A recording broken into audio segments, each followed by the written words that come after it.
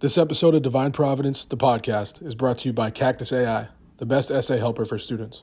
A frenzy in Friartown. Crossover, quick release. Oh, baby, and the foul. Woo. Offensive rebound for Watson. 32 seconds. Shot clock differential about 14 seconds. 3-point lead. Run shit like me, top 5 basically. I still play for keeps, ain't no fantasy. Hey.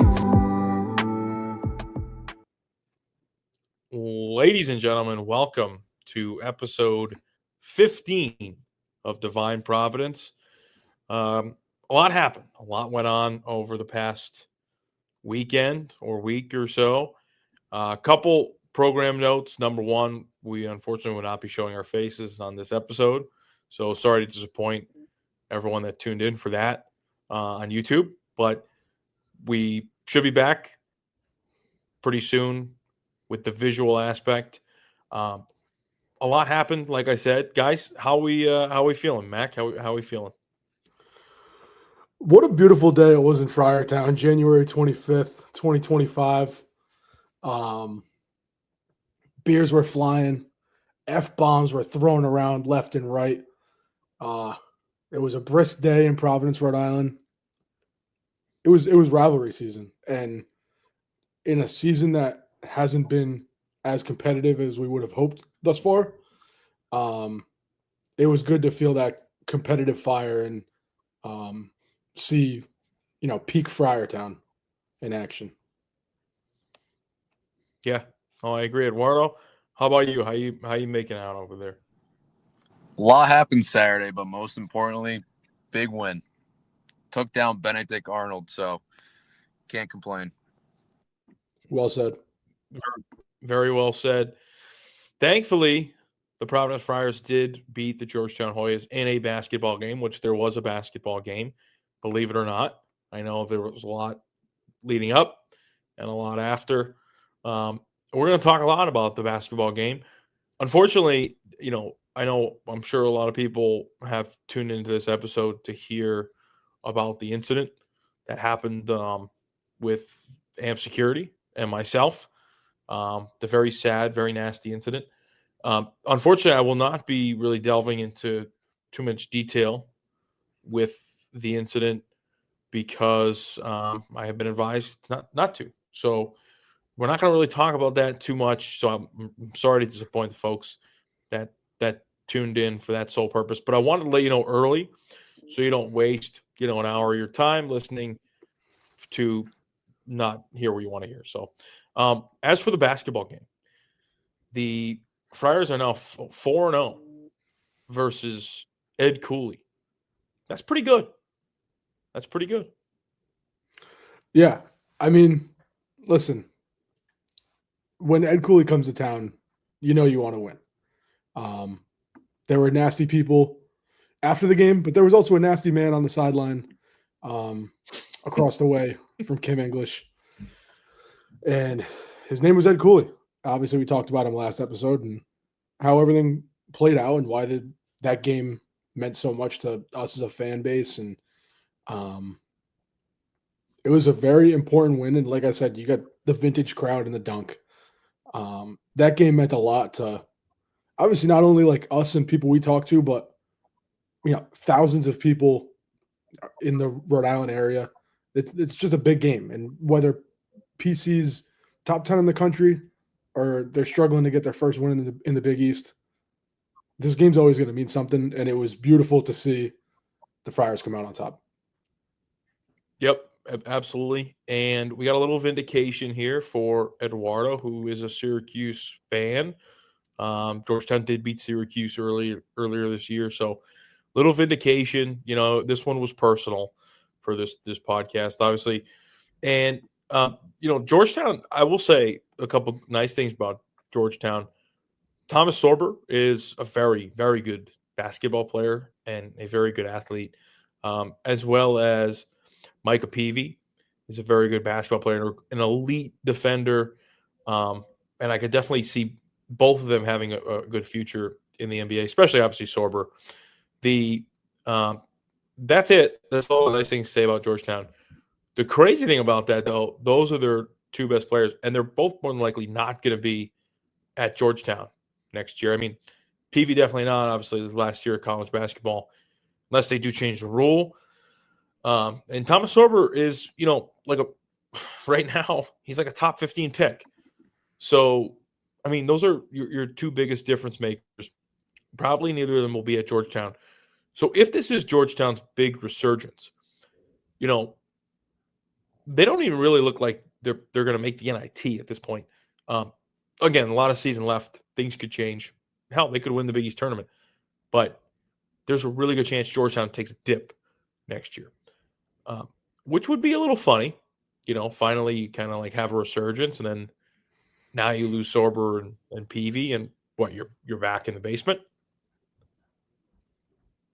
Yeah, I mean, listen, if by any chance NBA scouts are listening to this, you would be dumb not to take Thomas Sorber with your first round pick in a couple months.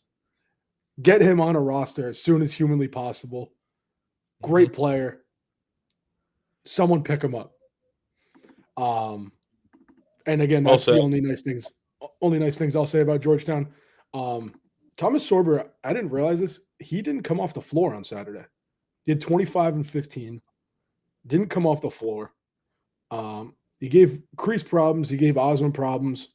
Threw the kitchen sink at him. Knocked in a couple threes, which I thought was insane. And just not in his bag at all. But he looked good. NBA scouts, pick this man up. Get him the fuck out of the Big East. Yeah, and one thing we know about Cooley is when he has a good player and an important player, he is going to wear that motherfucker down. I mean, we started with Bryce Cotton. Bryce Cotton averaged over 40 minutes a game in the Big East play, Big East regular season, his senior year. For anyone at home, yes, you heard that right. There's 40 minutes in a basketball game. Bryce Cotton averaged over that because of overtime. Thomas Sorber did not come off the floor. And it makes sense. I mean, if you look at some of the numbers, like some of the metrics, which, not a big metrics guy, but it shows value, offensive and defensive value, and the difference between how your team performs with X player on the floor, versus without them on the floor. And Thomas Sorber, I think, is like 6th or 7th in the whole country. So he is the most important player on the team. And probably one of the most important players in the Big East. So, yeah, like you said, get him on an NBA roster. Get him on an NBA roster tomorrow. He deserves it. He just deserves it, man. He'll make way more money in the NBA than he will at some bullshit school in the Big East. Get him on an NBA roster. It's what's best for his future. Yeah. No, I agree. Speaking of NBA roster, Kreese Asandiko had a resurgence for the Providence College Friars, so his career is back on track. I want to talk about maybe, and we could even maybe try to slip in the audio, but the video of Kreese shooting that three. I want to talk about this for a little bit. It's pretty funny. You can hear it's an audible shock, and Kim obviously addressed this in the press conference. But it's a shock. It's a horror shock. And then he just banks it in. Now, he has 2 threes this year. Both are banked threes. So let me ask you this. If the crowd gives you like a before you pull it, and then you hit it, but it's off the backboard, do you feel that's like vindication? Do you feel like, yeah, like I told you so? Or do you feel like that's like they were right? Like they were the ones that maybe knew not for me to shoot the ball? If it goes in, I mean, whether you call glass or not, you got to have a little fun with it, I'd imagine. 3 points is 3 points. Obviously, you don't want it to be banked in. Yeah, right? Big 3 point. Like, this was a tight game for most of the game. Yeah. But yeah, like even – and one thing I've noticed, because he had a dunk. I don't know if it was the end of the first half. and he kind of did a little flex to the student section, I noticed. And he seems like the guy, like, if he does get rolling, like, he's one of those guys who will do a little showboating, a little shit talking, have a little swagger to him. Like, something like that when the whole crowd is like, oh, no, don't shoot that. Like, and you bank it in, turn around and have a little fun with it. I like it. Yeah, I was glad to see him having fun. Like, I think it's really easy when you don't really get off to a good start or like have a good career here, at a place. I think it's easy to get down and, like hold your head. But yeah, it looks like he's still having fun. For sure. And I know, earlier in the season, I was the Chris DeSantico truther. 6 points, 7 boards, no turnovers. I'm not going to do a victory lap just yet, but definitely his most promising performance of the year, especially going up against the guy who we just spent probably 5 minutes glazing in Thomas Sorber. So I'd say it was a promising performance, not a confirming performance. Yeah, no, that's true. I do, I am glad that obviously Sorber is more than likely not going to be here for the long haul. But I will say, to have Oswin and Sorber go up against each other for like 4 whole years, would have been really cool to see. We don't have like any. The league doesn't really allow for like any like big man rivalries. Usually big men, if they're really successful, then they'll obviously go to the NBA relatively soon. So, yeah, Oswin, I mean, he got taken out pretty early for Creased, and it all worked out. So, I don't know if that was part of the game plan or what, but can't complain. Really can't complain. Yeah. I mean, I was a little confused that Crease was getting these big minutes early. But ultimately, Oswin, obviously, conditioning's been an issue for him. We've talked about. He also fouled out of this game. So, I don't know. Maybe Crease, for some reason, was a better matchup against Sorber, but he was getting a lot more minutes early on, which was a little surprising to me. Yeah. No, I agree. Yeah, and I mean, Jabri got some minutes. He got some good run. I don't know if Cardette is maybe still like sick or hurt or whatever, but he was not in the starting lineup, and he only played, I think, 5 minutes? If that's correct? 5 minutes. So I don't know if that was also, a game plan thing. I mean, the problem with having a lot of people in the rotation is you just don't know. Like what's going on with Barron? Is Barron still hurt a little bit? Is he just playing less? Is there other guys that are, getting looks? It's tough. We don't know really much of anything. No, definitely. I will say if Wesley Cardette's going to pick a time in the season to kind of be on limited minutes and kind of take his time getting back to full speed, full strength, it's when you have a stretch against Georgetown and Seton Hall, respectfully.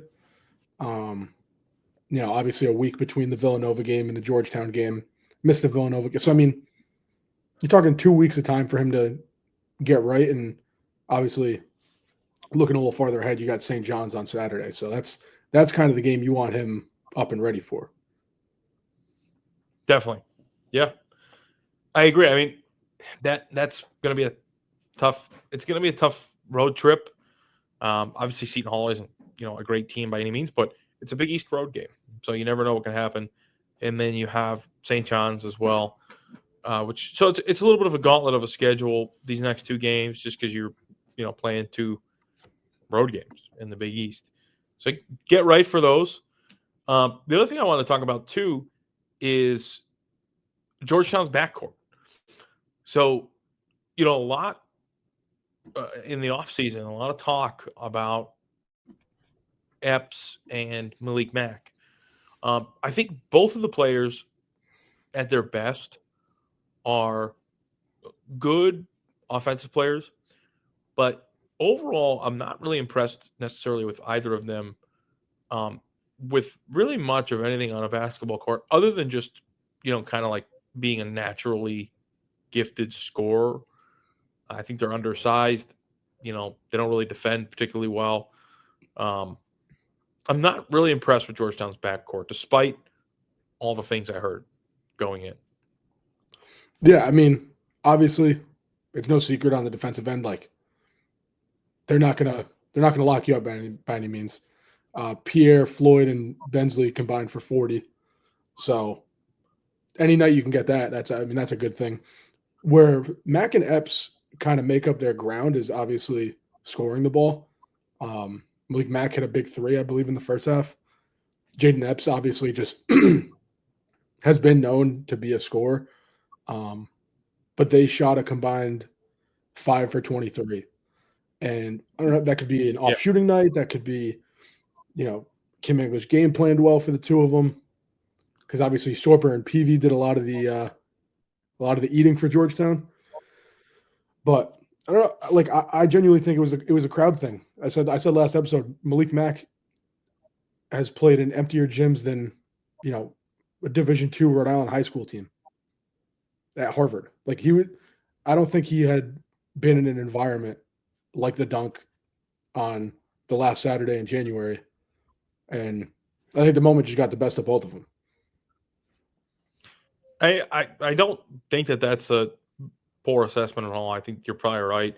And I mean, it must be pretty tough. Like if you're Malik Mack and you're coming from, Harvard and playing in Ivy League gyms. And, I'm not saying he's never played in front of hostile atmospheres, but I think there was maybe like 6,000 people Saturday saying he looks like he's like a girl, that he, I heard a bunch of people yelling. So, I mean, it's just a whole different atmosphere, it's he does have a very androgynous look. And again, it's not me, I'm not putting him down or anything, but he does have a little bit of, a feminine look about him. And hey, he's a good basketball player.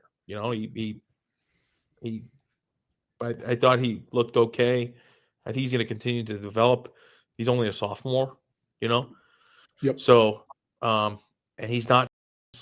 So, he's a good basketball player. I just don't really know, like, in this league, his ceiling.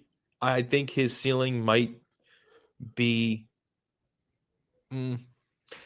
It's tough because, like, size is really irrelevant. But I think the biggest thing is, like, when Malik Mack plays, like, he looks like someone who's undersized. And he plays like someone who's undersized. Whereas, like, take another undersized point guard. Take Jared Bynum, for example, or Bryce Cotton. Just two guys that we've all obviously watched play a lot. When you watch them, you don't necessarily get that feeling like they're so undersized and so outmatched, So, yeah. And I mean, I think, listen, babyface assassin, if you want to call him that. He's shooting less than 40% from the field this year. So whether it's a combination, I haven't watched enough Georgetown to make a fair assessment on his shot selection, but whether it's bad shots or he's undersized, I think he does a good job creating space a little bit off the dribble. But like you said, I don't know what the ceiling can be for a guard who's 140 pounds soaking wet playing in one of the more physical conferences in the country. Definitely.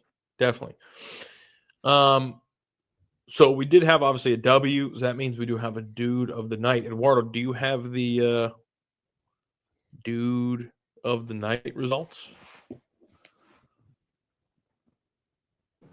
Yes.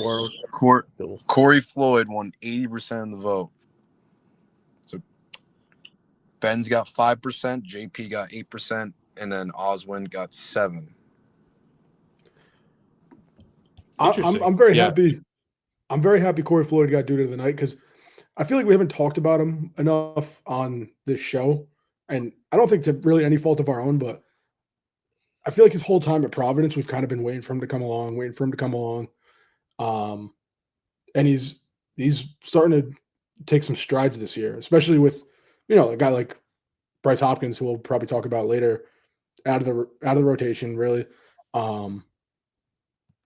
you need someone to step up, and I think we're starting to see Corey Floyd knock down shots and run the court in transition, and take on a lot of teams, best scorers.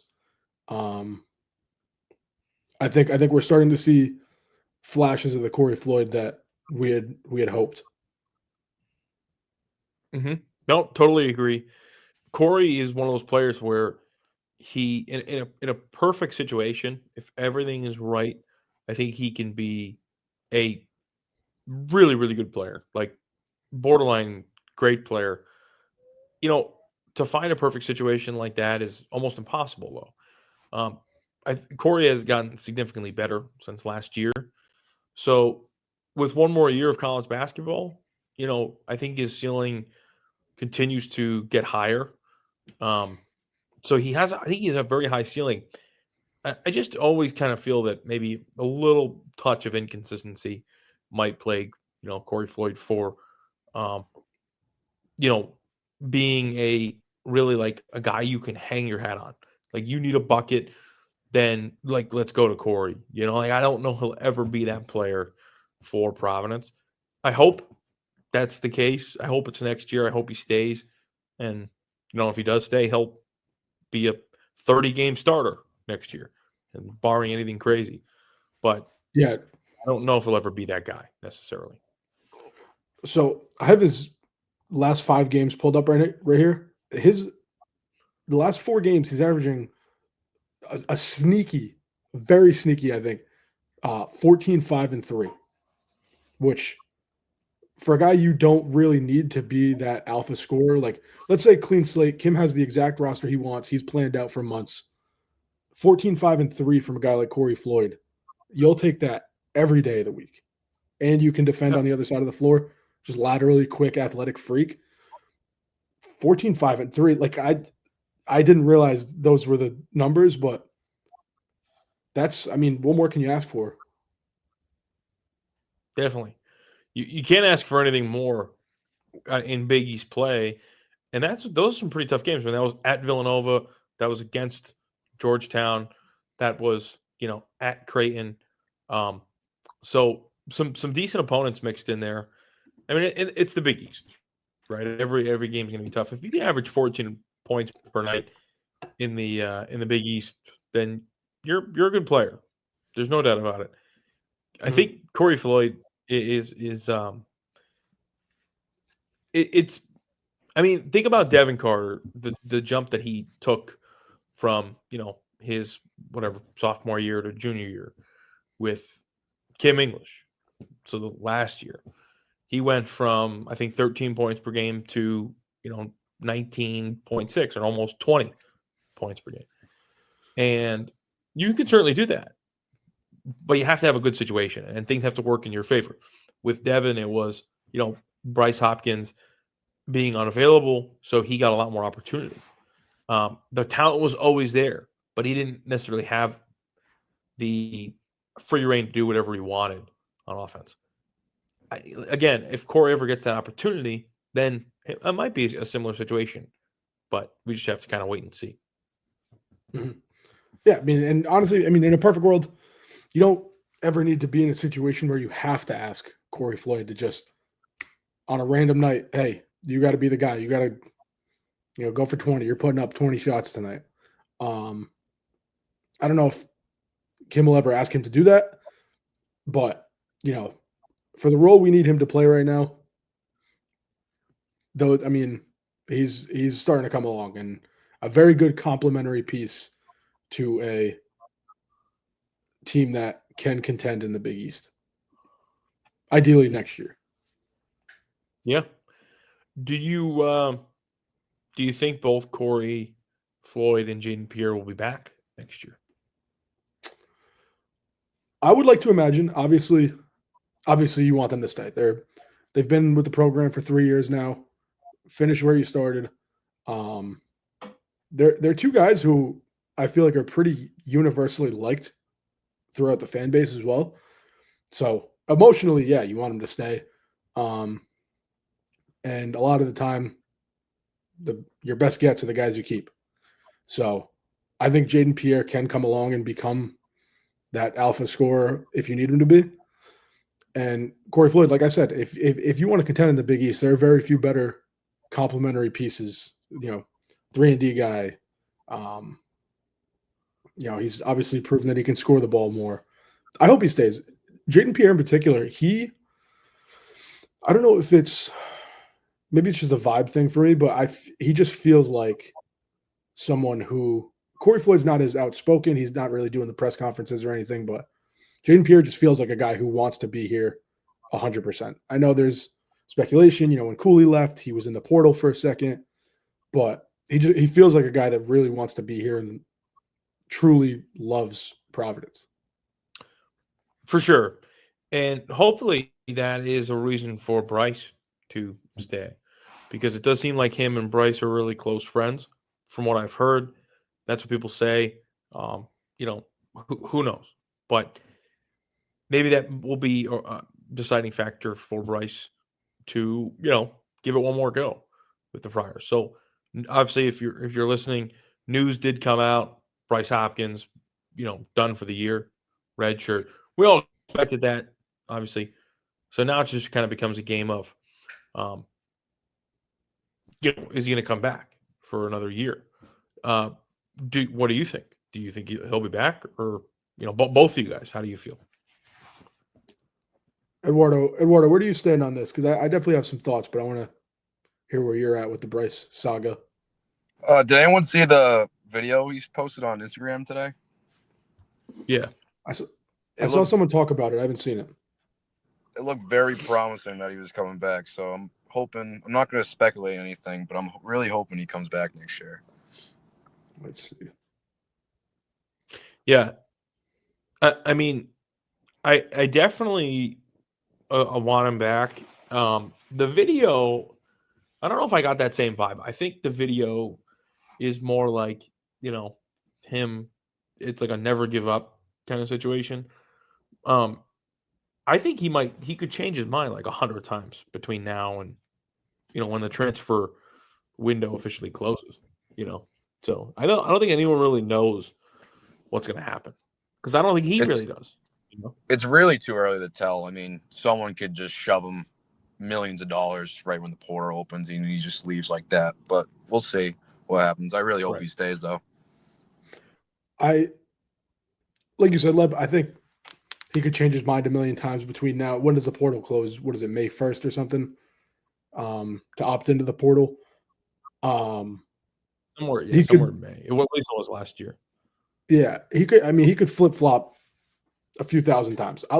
Even last year, I'm sure there were points in the offseason where, the speculation of Devin Carter, was he going to return for his senior year, or was he going to go to the draft? And although he was being projected as a lottery pick, I'm sure there were points in time where he's like, I could stay, like seeing how bad the fans want him to come back, like the emotional side of things, like, all right, let's finish out these 4 years.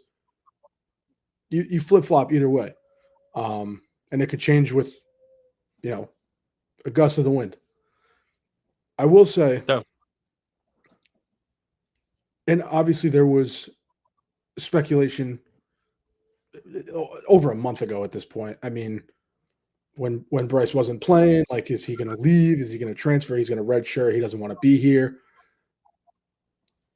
Last week, watching the games, some of the first times for the year, watching them on FS1, and seeing the broadcast, and they'll cut to Bryce Hopkins, and obviously breaks my heart into a million pieces that the guy's not playing. You want him out there. But there are points in the game where they'll cut to, timeout after PC makes a big play, scores a big bucket, gets a big stop, timeout on the floor. And Bryce Hopkins is one of the first ones out there. He's clapping, he's cheesing from cheek to cheek. Like, he does like it here. And I think, like you said, him and Jaden Pierre, good friends. I'm sure he loves his teammates. The only way I can see him even being persuaded in another direction is, like Eduardo said, if some school just jumps in and throws a bag at him. I could see, You know, everyone was talking about Rick Pitino trying to tamper with Bryce last year. Chris Holtman trying to tamper with Bryce last year. And I don't even care if I'm calling these guys out because, yeah, back the fuck off of Bryce. Cooley could easily tamper. Cooley. Listen, morals are nothing with Ed Cooley. He could easily jump in. But I think obviously if we weren't in the NIL era and money wasn't an option, like Bryce clearly enjoys himself here and knows he's valued here and can win here. Yeah, I agree. And I mean, the one spot that would concern me would be Georgetown, because if Bryce has one more year, one more chance to make it right, go to the NBA. Like part of if of me, like if I'm Bryce, I would say, well, where was I most successful in my college career, and that was playing for Ed Cooley. The only thing I will say against that is Ed Cooley's system isn't really favorable to like big men that can step out and do a lot of things. Like honestly, I don't think Ed Cooley is good at developing big men because of the style of offense necessarily that he plays. Guards all day, but like Bryce Hopkins had a really good year under Ed Cooley in his final year, but like I don't know that will help his draft stock. Kim English, on the other hand, will allow Bryce to play a more NBA style of offense and of game. That will, in my opinion, if he can thrive in that offense next year, that will significantly help his draft stock. And NBA scouts will look at this guy and be like, all right, well, I mean, they play an NBA style offense. He can step out and shoot the three. He can drive, plays defense, hustles. I mean, that's an NBA player all day. If Ed Cooley just, sticks him down low and he's just getting like dump off passes from Epps and Malik Mack, then, I mean, he's not like this dominant physical force. So he needs, like, if he's going to have a future in the NBA, he needs to have a 3-point game, a mid-range game, all those things, slasher. So, Yeah, no, I mean, and you mentioned the bigs. I think, and not to say anything remotely positive about Cooley, but he has had good big men in the past, but they haven't been that archetype that you kind of talked about that can stretch the floor. You think of the Nate Watsons, the Ed Croswells, the Ben Bentles, these guys who we had for multiple years. Bentel, I guess, maybe here and there could stretch the floor. Yeah. But yeah, like none of them are a Bryce Hopkins style of play. I think, and you mentioned the NBA, like the NBA is the ultimate goal. If you want, like a team might throw an extra $100,000 at you, which is not a small chunk of change. But if your goal is the NBA and you're deciding between a Georgetown or a Providence, like look at this team this year. I think we can all agree this is a year where Kim is definitely not batting 1,000 in the portal. We've still lost 5 games by 5 points or less, 4 points or less. You throw Bryce Hopkins into that equation, PC is 15-5 and 7-2 in the Big East. If you flip flop those 2 or 4 point losses, so now you're talking about a team in the top 25 that's getting this national recognition. Bryce Hopkins comes in for another year at Providence. Lord willing, Kim hits in the portal with a couple guys, maybe not as many, but hits in the portal with a couple guys. Now you got a team who's fighting for, the number 1 seed in the Big East. That's the attention you want. If your goal is the NBA, you want attention. You want to like show that you can win, man. Be an alpha dog on a team that's 15-5 and a projected 4 seed in March. Yeah, this team has a lot of like parts that could make a really great team. If you hit on Bryce this year and you hit on Kreist and Jabri, this team more than likely is I mean that's a top 25 team if all of that falls into place. unfortunately, like the only thing that has gone right this year for the Friars is that Ryan Mila has come out of nowhere and he's rescued their offense to an extent. Obviously, Oswin has been really good, but we knew Oswin was eventually going to be good. Like, I wasn't even thinking of Ryan Mila as getting like garbage time minutes. Like, what I mean, some garbage time minutes, but he was in my opinion, I was thinking of him as like a, like a project, like a Bonk, Nil, Mila, like those guys were all in the same like scout team per se, right? But that's what's gone right. But now you retain Mila, you retain Oswin, you add Bryce to that equation. Obviously Cardette leaves, but then you go with Pierre, Floyd, Mila, Hopkins, and Oswin. I mean, that's a really, really good lineup, and that's before adding anyone in the portal. Yeah, I mean, we've talked about how the future's bright. Like Mila has come along, not to look ahead to next year too much, but like Oswin and Mila, who I think both at this point are starting to exceed expectations as true freshmen. Like Oswin reclassified, like, and he's hanging with the best bigs in the Big East. You get another year under those guys' belts, you give the reins to Jaden Pierre, add a guy or two in the portal. Justin Fernandez is looking like another good complementary piece. Yeah. Floyd, like I said, is coming along. Like, I'm not sure what's going on with Rich Barron. He might be hurt, but like there are reasons to be optimistic for this Friars team. Mm-hmm. No, totally agree. Well, I mean, it's always a good time, when the Friars beat Ed Cooley. They will play them again. When do they go to Georgetown? End of February? Mid-February? Yeah, I believe the end of February. Let me pull it up. February 19th. Okay, cool. So, yeah, I mean, we'll see what happens. Obviously, we'd love to be 5-0 versus Ed Cooley. But Georgetown's going to be tough at home. I mean, they're an okay team, so we'll see what happens. Anyone have anything else? I mean, just looking ahead to the Seton Hall game. Oh yeah. I guess wanted to just say one thing that I noticed last game was the final score was I think the point total was like 175. It was like 90 to 85 or something. And I think if you can replicate that on the road, very good problem to have. Not sure. They like to, Sheena Holloway coach teams like to muck it up a little bit. But, if this Friars team gets in a track meet with a Shaheen Holloway team, there's reason to be optimistic. This should not be looked at as a bye game by any means as well. Like, obviously, Seton Hall is like in the basement in the Big East, but we said it before they played last year, is Seton Hall likes to give us problems, historically speaking.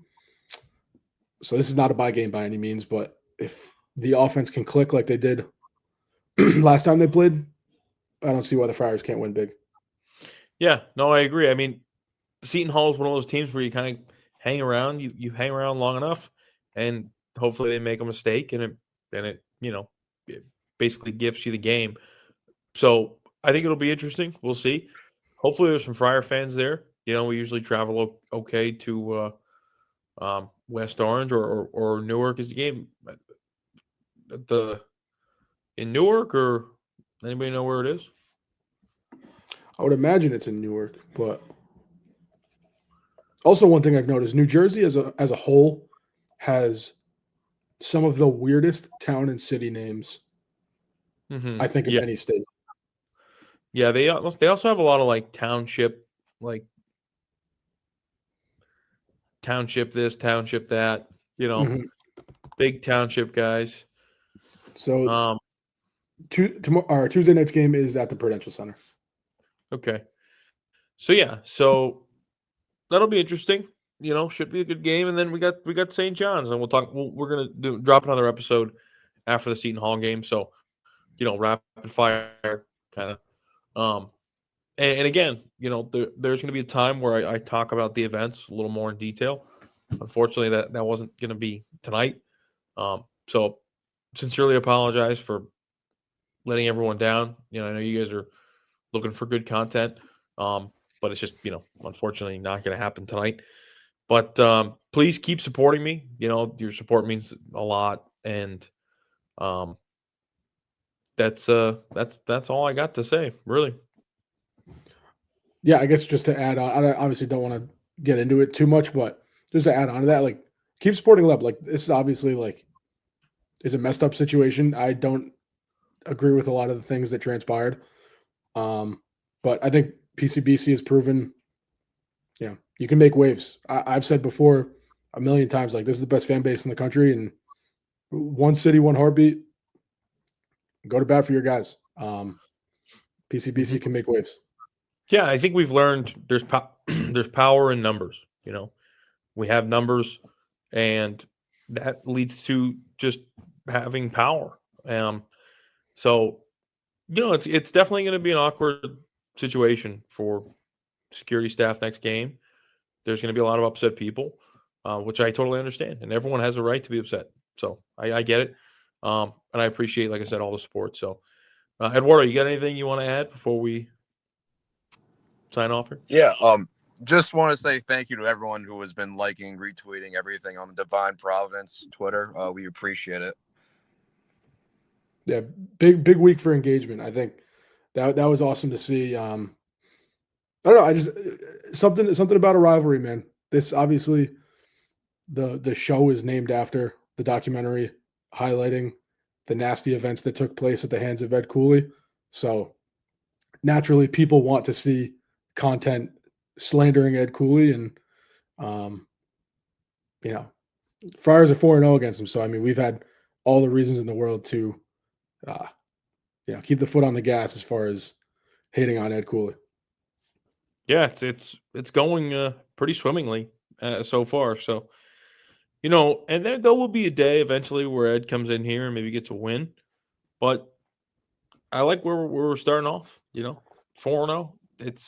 It's great, and yeah, well said, Eduardo. Obviously, a lot of engagement.